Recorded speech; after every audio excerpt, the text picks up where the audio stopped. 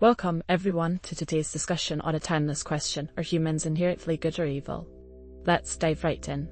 Sonia, would you like to start? Thank you, Michelle. I believe that humans are inherently good. From a psychological perspective, empathy and cooperation are fundamental to our survival. I see your point, Sonia, but history is full of atrocities and selfishness. Doesn't that suggest a darker side to human nature? I think it's a bit more nuanced. Humans have a capacity for both good and evil depending on circumstances and choices. Interesting perspectives. Sonia, how do you reconcile the existence of evil acts with your belief in inherent goodness? It's about potential. Even when people commit wrongdoings, it doesn't erase their inherent capacity for good. Factors like environment and upbringing play significant roles. But what about cases where evil seems to be a driving force, like serial killers or dictators? How do you explain their actions as inherently good? Those extreme cases highlight that while the capacity for good is there, the capacity for evil is equally present. It's a balance within human nature. Ryan, that balance idea is compelling. Sonia, do you think the good side can always overcome the evil side? Yes, I do. We see countless examples of humanity coming together to overcome challenges, showing resilience and compassion even in dire times. But isn't it naive to assume good will always win? Look at ongoing conflicts and injustices worldwide. It's not about always winning, but about striving for goodness. Even in conflicts, there are acts of bravery and kindness that shouldn't be overlooked. Guy, your skepticism is valid. What makes you lean towards the idea that humans are inherently evil? I focus on the negative aspects.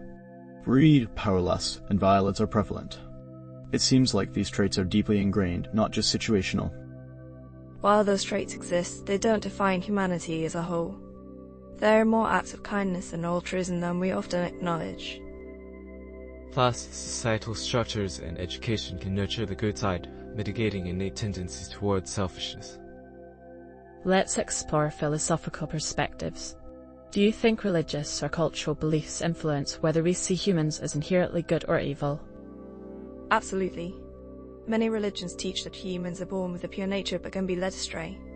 Cultural values also emphasize cooperation and community. Conversely, some philosophies suggest that humans are born selfish and society imposes morality. It's a fundamental debate in philosophy. Nietzsche, for example, argued that traditional morals suppress the natural instincts of individuals, implying that inherent goodness is questionable. Let's bring in psychological theories. What does modern psychology say about inherent human nature? Evolutionary psychology suggests that altruism has survival benefits. Helping others can create reciprocal relationships, enhancing group survival. On the flip side, theories like the conflict theory highlight competition and power struggles as natural human behaviors rooted in evolutionary drives. The dual process theory in psychology also supports the idea that humans have both prosocial and antagonistic tendencies influenced by cognitive and emotional factors. Let's delve into societal impact. How does society shape our inherent tendencies towards good or evil? A supportive society fosters positive behaviors through education, social norms, and laws, encouraging individuals to act ethically and compassionately. But societal structures can also perpetuate negative behaviors by promoting inequality, injustice, and corruption, which can bring out the worst in people. It's a feedback loop. A fair and just society nurtures goodness, which in turn strengthens societal bonds, reducing factors that lead to evil actions. Emotional insights are crucial here. How do emotions influence our capacity for good or evil? Emotions like empathy and compassion drive us to help others, reinforcing our inherent goodness. Positive emotions build stronger communities. Negative emotions such as anger and fear can lead to harmful actions. They can cloud judgment and push individuals towards destructive behavior. It's about emotional regulation. Learning to manage negative emotions can prevent them from leading to evil actions, while fostering positive emotions enhances good behaviors. Let's consider real-world examples. Can you think of instances where people's inherent goodness or evilness was clearly demonstrated? The response to natural disasters often showcases humanity's goodness, people helping strangers, rebuilding communities, and providing support. On the other hand, genocides and mass violence clearly exhibit the capacity for evil within humans driven by hatred and dehumanization. However, even in those dark times, there are stories of individuals who resisted, protected others, and maintained their moral compass, highlighting the good that persists. How do you think upbringing and education influence whether a person leans towards good or evil? A nurturing upbringing with strong moral guidance can instill values of kindness and empathy, steering individuals towards goodness. Alternatively, a toxic environment with exposure to violence and neglect can desensitize individuals, making malicious behaviors more likely. Education plays a pivotal role in developing critical thinking and ethical reasoning, empowering individuals to make morally sound decisions. Let's explore the role of free will. Do you think humans have the free will to choose goodness over evil, or are our actions predetermined? I believe in free will. While we're influenced by various factors, ultimately, individuals can choose to act ethically or unethically. I'm more inclined towards determinism.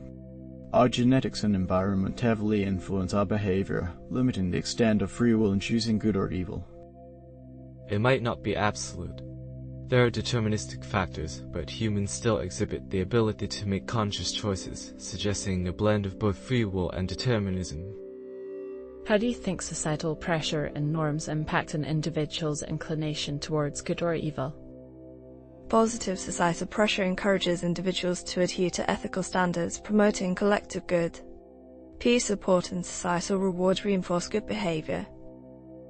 Negative societal pressure can lead to conformity and harmful behaviors. When unethical actions are normalized, individuals may feel justified or compelled to participate. It's crucial to cultivate a society that encourages questioning and critical thinking, allowing individuals to resist negative pressures and uphold their moral values. Let's discuss the impact of technology on human nature. Does technological advancement amplify our inherent goodness or evil tendencies? Technology can enhance our ability to do good, improving communication, access to information, and facilitating humanitarian efforts. Conversely, technology can also facilitate harm. Cyberbullying, dissemination of extremist ideologies, and weapons development are concerning aspects. It's a tool, neutral in itself. The impact depends on how we choose to use it. Responsible use can promote good, while misuse can exacerbate negative tendencies. How do you view the concept of redemption? Can inherently evil individuals change, or is their nature fixed? Redemption is possible. Through self-awareness, remorse, and effort, individuals can overcome past evils and cultivate goodness. It's challenging, especially for those who commit severe wrongdoings. While change is possible, it often requires significant transformation and support. Rehabilitation programs show that with the right environment and resources, even those who have committed serious crimes can reform and contribute positively to society. Lastly, what role does hope play in your belief about human nature? Hope is essential. Believing in the inherent goodness of humans inspires positive actions and fosters a more compassionate society. Hope is important, but it needs to be tempered with realism. Acknowledging the capacity for evil is necessary to address and mitigate it effectively. Hope and realism can coexist. Optimism drives us to strive for better, while realism ensures we remain vigilant against our darker impulses. Thank you all for this enriching discussion. It's clear that the question of inherent human nature is complex, with valid arguments on both sides. Let's continue to explore and understand these facets to foster a better society. Thank you, Michelle. It's been a pleasure sharing my thoughts. Appreciate the conversation. It's important to keep questioning and seeking the truth. Thank you all. These discussions are vital for personal and societal growth. Until next time, stay thoughtful and compassionate. Goodbye.